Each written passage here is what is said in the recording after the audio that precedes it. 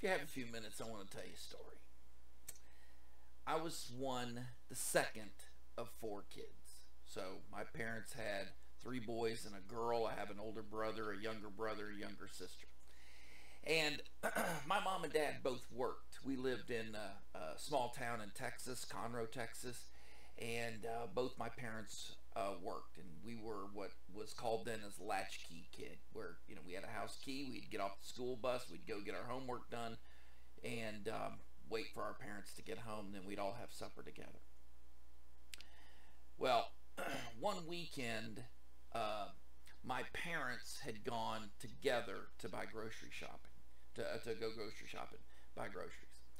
And the rule was the oldest kid in the house watched the other ones. Well, that was me. My older brother had gone off to college, and so I was the oldest in the house, and so I was left watching two knuckleheads. My younger brother, my younger sister. And they were always doing things that it seemed that they were always trying to do things that would get me in trouble. They would do really dumb things with the sole intent of getting me in trouble. And that's the story. Best example. Used to be a show on TV called That's Incredible. Kathy Lee Gifford, Fran Tarkington, and John Davidson, and they would have these fantastic, inventions, and they would have these people on there, and they had this one dude in particular, and most of you that are my age are going to remember the Yogi Kudu. Now, this bastard was just crazy. He would fold himself into a box. He would pull a caboose or pull a train car with his teeth. He would do all kinds of yogi stuff.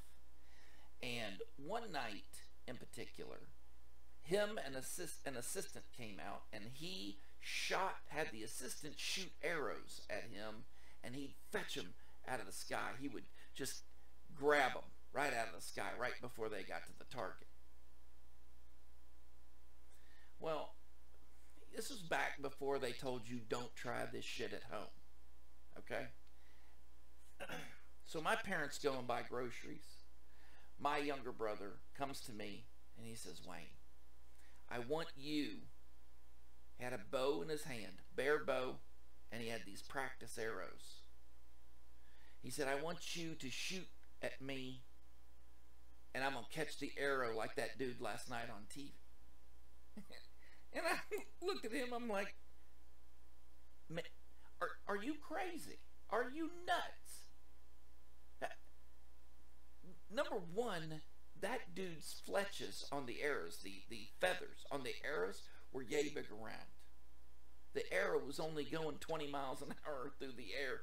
Yours are that big around, and that's like a 38, shooting a 38 at you. I said, look, I want you gone as bad as you obviously want to leave this planet, but I'm not at my hand. Okay, go step in front of a truck or something.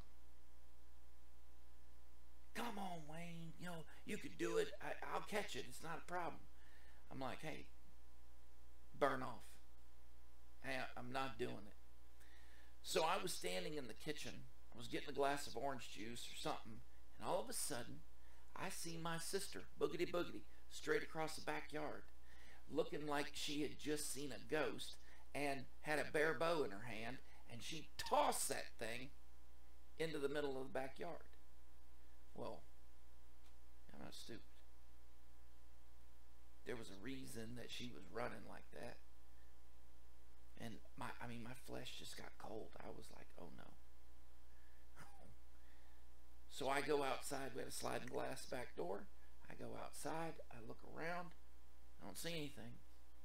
And then I saw him coming around the corner of the house. Is my brother. And he has an arrow sticking out of his chest, pointing toward the ground. And I swallowed, and my mouth got dry, and I was like, oh my God. And Scott is staring at this arrow, and he looks up at me, and he said, Wayne, there's an arrow sticking out of my chest. second, I got my life back because he's obviously speaking. And this thing is bouncing around and hanging, and it looks like it's just hanging there. Now, he was about 7 years old at the time, and he had a breastbone about that big, about that wide. And for that arrow to travel the distance that it did, and to pop him right on the breastbone and not pierce into his chest cavity, I don't know. I can't explain it. I cannot explain, except God is good. So I walk over to him, and I put my hand on his chest, and I make a decision.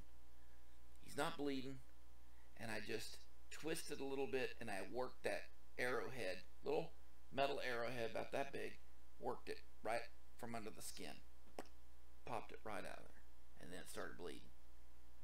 So I got a paper towel, and I pressed it up against there, and I'm, told him, hey, keep some pressure on that.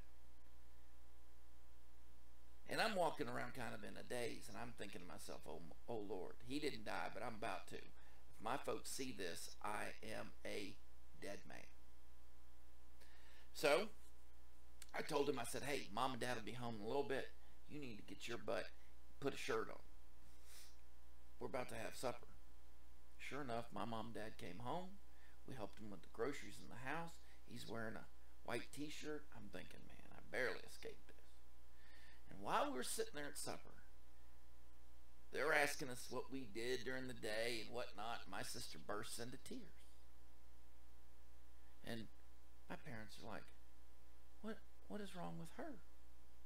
And I said, oh, I don't know. She's tired at the end of the day. She's always acting like that. Mom looks over at my brother, and she sees a red spot about that big around in the middle of his chest. And she looks at me, and my father, I sat right next to my father at dinner. He snatched me. He said, what's wrong with your brother? Why is he bleeding? And I said, all right, look, calm down. One of us is going to get killed here. I said, my sister shot my brother in the chest with an arrow. Now, you could have heard a pin drop, and then all hell broke loose in that house. You would have thought that I did it, walked up to him and just put a bullet in it. I mean, they went nuts looking at that thing for the next hour or so. And I got the hide tore off my backside like I don't even want to talk about. I mean, I was supposed to watch them and stuff. But man, oh man. But that is the day I came that close from being one of, 3 kids, not 4.